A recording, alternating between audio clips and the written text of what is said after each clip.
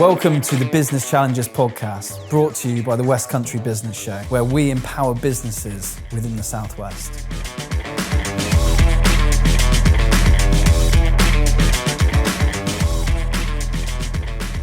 Welcome to the Challenges podcast, sponsored by the West Country Business Show. And today on the sofa I have Mike B. Hi Ron, how are you? I'm good, yourself? Yeah, really well, thank you. Mike B, obviously Big Box. Big Box advertising, creative. Just Big Box these days. It is just Big Box these days. Yeah. It makes it easier for me, less to say. Yeah, easy for us. Yeah, definitely. So we're here today to speak about everything sort of branding, creative design, and business really. But just to start off with, it's always good to sort of find out about yourself and the business. If you'd like to tell us a little bit about it. Sure. So we've just gone past our 7th year actually in business. Last month, which is a really exciting milestone for us. Achievement itself. Yeah, I feel that, especially the business kind of environment that we've all had to deal with the last 7 years particularly. So we really feel it's a big achievement for us. But yeah, Big Box is a full service creative agency. Essentially, it specialises particularly in branding. We work with clients locally and nationally and internationally on those kind of areas. And yeah, there's lots to come from us, which I'm sure you're going to ask me about later down the line. But yeah, we're a team that's been going for many, many years. Spencer and Alec, who are my co-directors, I've known since school. We've been friends for 25 years, which makes us kind of quite unique as a company because you know what it's like. They say don't work with friends. Yeah. And I know you guys are similar and get on really well. So mostly, yeah. So yeah, no, it's good fun. But yeah, that's Big Box in a nutshell, really. Okay, brilliant. So we'll get straight into some questions. This is just sort of, to find out a little bit more about the company, but also what your take is on business advice for the listeners, really. Yeah, of course. So there's been so much conversation around wokeness. Yeah. Okay. So how do you respond to customers and stakeholders that criticise your company for not being woke enough? I've never had that, luckily. I've never had anyone make any comments about that to me. But obviously we do a lot around branding, don't we, with customers? Yeah. And obviously part of that isn't just a logo. It's also how your why of your company, what makes up your company, And part of that, I think, and I don't really like the word woke, although it means a lot. Yeah. I mean, it's not I don't like the word woke. It's more that it means a lot of things to a lot of different people. So it probably doesn't sum it up. Yeah. I think the better word for it would be being more responsible. Yeah.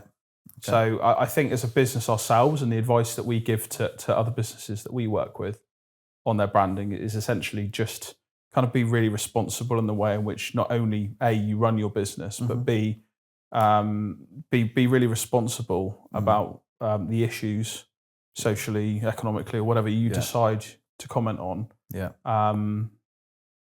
Because obviously that impacts everything, doesn't it? I mean, it can, yeah. I mean, you can really ruin your brand by saying the wrong thing. Yeah.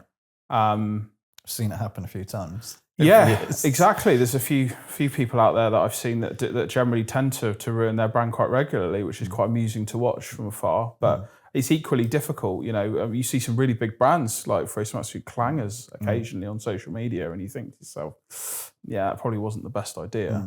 But then it does get attention. Yeah. I mean, that's the other way of looking at it. But I would say, yeah, the woke discussion's an interesting one. I wouldn't have said that it's one that it's worth commenting on particularly, but when I'm speaking to other businesses, I just implore them to be just more responsible around how they run their business. Probably the best way. Good advice. So what's your strategy when your competitors lower their prices around you? To even unsustainable levels, really. Yeah, well, good for them. I mean, if they want to have a race to the bottom, like, good for them. But I don't want to partake. No. I think if you buy cheap, you buy twice. I mean, that rule does genuinely apply. I know it's a bit of a cliche and a bit of a saying. Yeah.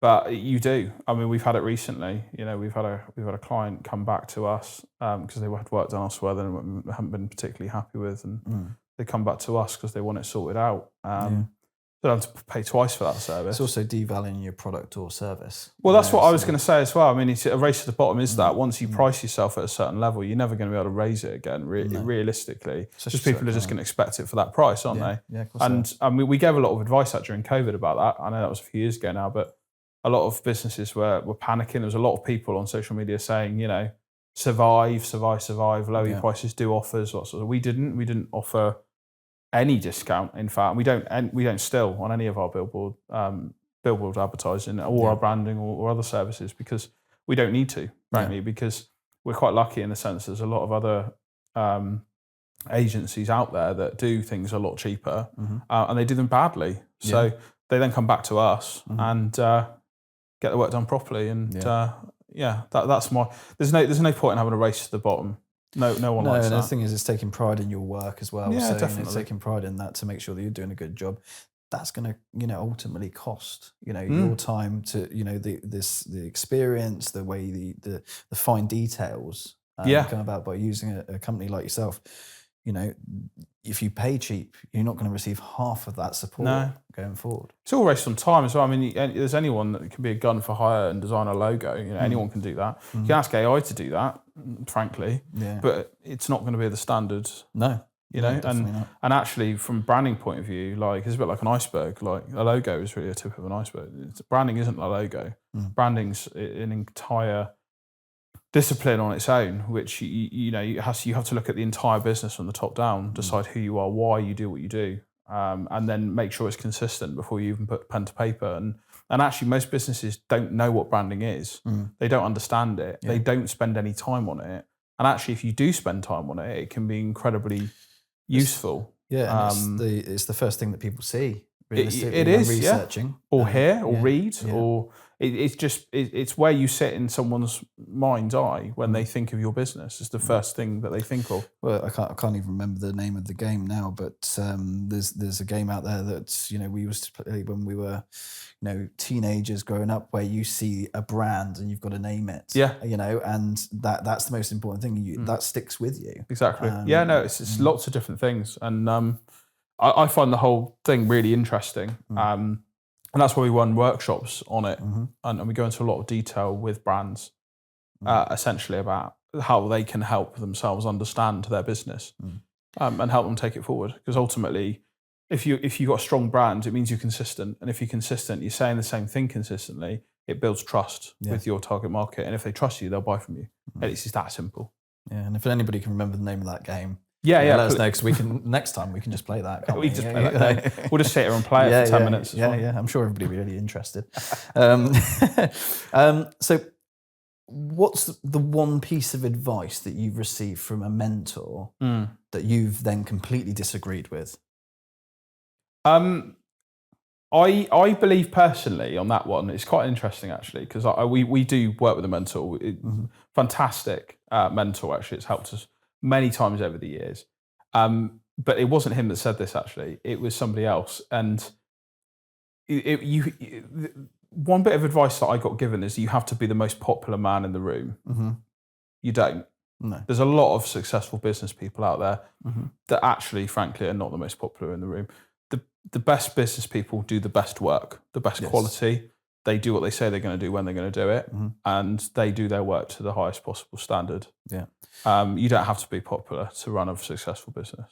No. That's the bit I disagree with. Yeah. But luckily, we do take our reputation at Big Box incredibly seriously. Yeah. So we're very lucky that we like to think that we've got a very good reputation. Yeah, and build that reputation, builds that brand. Exactly. And then you're a trusted brand that people come to. Just because you're popular doesn't mean you have to say you're going to be successful. No, that's definitely. the point. Okay. So how do you approach competing with larger corporations that can't afford to undercut? So so clients or other they can't. businesses? So the bigger businesses that can't afford to undercut businesses like yours. You can't really. So you've got flipping the question round, really. Instead is. of sort of like reversing it down and you lowering your prices, when you're dealing with bigger corporations, on the flip side of that, you have the conversation with the client. Well, they are more expensive than you, but I feel like they might do a better job. So it's completely flip the question around. So on the other side of the coin, how do you? It's a funny one. We do in our industry, agencies that they only get to a certain size. We're quite lucky, really. And a lot of agencies do things very, very differently. So I don't suppose there is any monsters in our industry, I suppose. There's a few. There's like big advertising agencies like McCann and JCDecaux. Yeah, but I mean, even them, you know, billboards. they're not competition because even like if we talk with the out of home industry, it's completely different because we're localized, we're a local company. Yes. We only have the sites that we have and the locations that we have, and that's what our customers buy is the locations. But equally, they only have the sites that they have, right? And actually, they charge the same as us because it's kind of a pretty standardized rate across the country. So we don't really see much competition from them. I don't really see them as competitors because, frankly, they're billion-dollar corporations. They're not going to compete with us. They could eat us alive if they wanted to, and I'm sure they will one day. In regards to the creative side, we don't really have competition from massive agencies like that. They have their clients, which are like McDonald's, you know, Coca-Cola. You know, we know full well that is probably unattainable for us.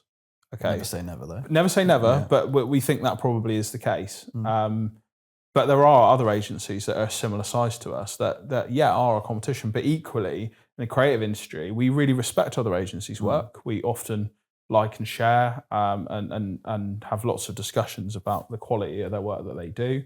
And equally, we work together with other agencies, you know, about, you know, collaborating on projects or whatever. So it's quite a nice industry in that sense that everyone kind of gets on with everyone and everyone respects each other's work and everyone works together. But in regards to, everyone prices themselves differently anyway. Yeah, There's a rough amount of money, but it depends on how you value yourself and how you value your team. Well, exactly. Essentially.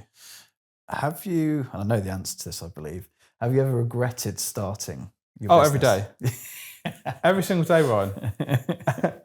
Who hasn't in this environment? But then regret's an interesting one. You know, everyone's got regrets, like in life, and you regret certain things at different times. I never regret starting the business. I'm so happy I did it. Yeah. But you know, the last 7 years in the business world has been very hard. Yeah.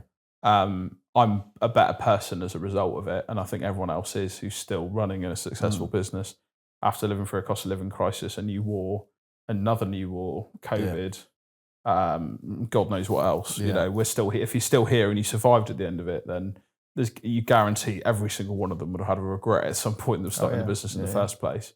But then equally, I wouldn't change it for the world. No, like I don't want to go and work for Sainsbury's or sit behind a till in Tesco's. Although it'd be a lot easier, wouldn't it?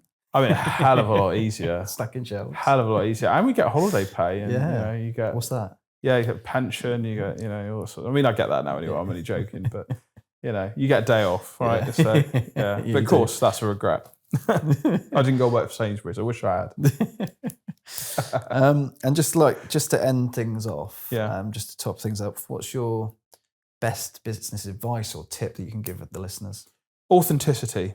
Okay. That's the word I want everyone to take away. Authenticity. And that's a really good way of making sure your brand's consistent. If you are just yourself and your business is its authentic self, people will buy that. And that's the thing. That's the old adage of "I don't buy it." Yeah. That's what that means essentially. Is if you're not authentic, if you're not you, people don't buy it. Great bit of advice. If you're authentic, people will believe you. You're believable, people will buy from you. Yeah. Simple as that. Perfect. Well, thank you very much for being with me today on the sofa. Yeah, thanks, Ryan.